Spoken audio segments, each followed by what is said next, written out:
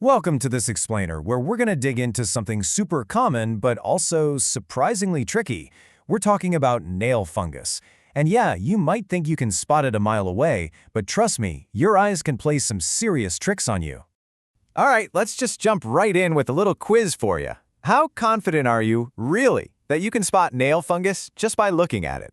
I mean, that yellow, thick, crumbly nail, that's a dead giveaway, right? Well, the truth is it's way more complicated than that. You know, most of us have this mental picture of what nail fungus looks like.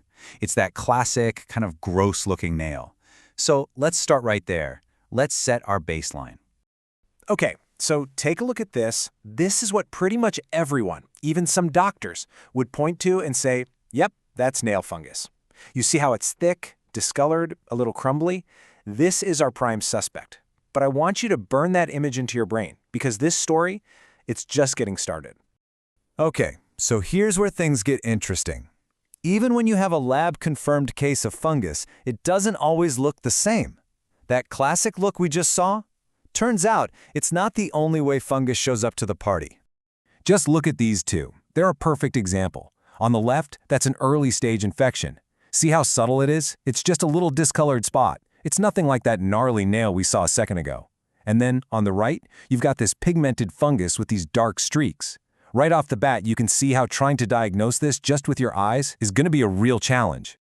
All right, so now the plot thickens. We're about to bring in some imposters, the lookalikes. These are conditions that do a really good impression of nail fungus, but there's something else entirely.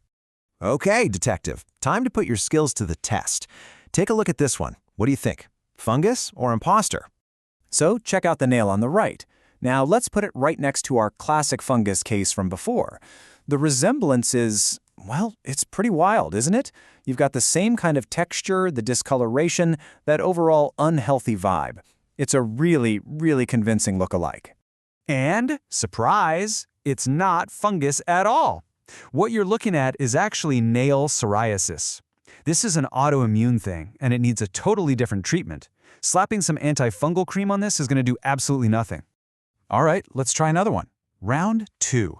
Look at this nail. It's got that discoloration, and you can see it's kind of lifting up from the skin underneath. So what's the verdict? Is this one fungus? And again, here's the problem. The nail on the right is separating from the nail bed, it's discolored. All of these are classic signs that totally overlap with what you'd expect from a fungal infection, like the one on the left. But nope, you guessed it, it's another imposter. This condition is called onycholosis. It can happen for all sorts of reasons. Maybe you banged your toe, or it's a side effect of a medication. But the key thing is, it's not a fungus. And again, treating it like one would be a complete waste of time and money. All right, let's keep this going. Time for our next set of lookalikes. And believe me, this lineup of imposters is longer than you'd think. Okay, check this one out. You see that whitening on the surface? It's got this rough, kind of chalky texture. So, what are we thinking? Have we finally found fungus again? I mean, visually, if you put it next to our classic fungus case, it shares some of the same features, right? That change in color and texture. If you were just taking a quick look, it would be so easy to get this wrong. The reality? This is just from physical stimulation. Think shoes that are too tight, or maybe even a nervous habit of picking at the nail. It's physical damage, a deformity. There's no pathogen, no infection to treat here. Okay, our final mystery nail. And this one's a doozy. It's thick, it's brittle, it's yellow. I mean, come on, this has to be fungus. It's ticking every single box on the checklist. Seriously? This might be the most convincing fake-out of them all. When you put it side by side with a confirmed severe fungal infection, it's practically a mirror image. It's a textbook case. Everything about it just screams fungus. And yet, it's not. It's simply an unexplained nail deformity. We don't even know what caused it, but what we do know from lab tests is that there's no fungus there. If this doesn't prove how unreliable just looking at a nail is, I don't know what does. So this brings us to the big question, right? If our eyes can be tricked so easily by all these lookalikes, how is anyone, even a doctor, supposed to know for sure what's going on? And this really gets to the core of the problem. Diagnosing this stuff based on looks alone, well, it's not just hard, it can actually be risky. And here's exactly why it's so risky. Let's say you get it wrong. You could end up on a really long, expensive treatment. We're talking oral medications for 6 months, maybe even a whole year.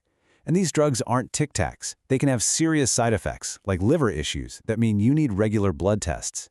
Imagine going through all that for an infection you never even had in the first place.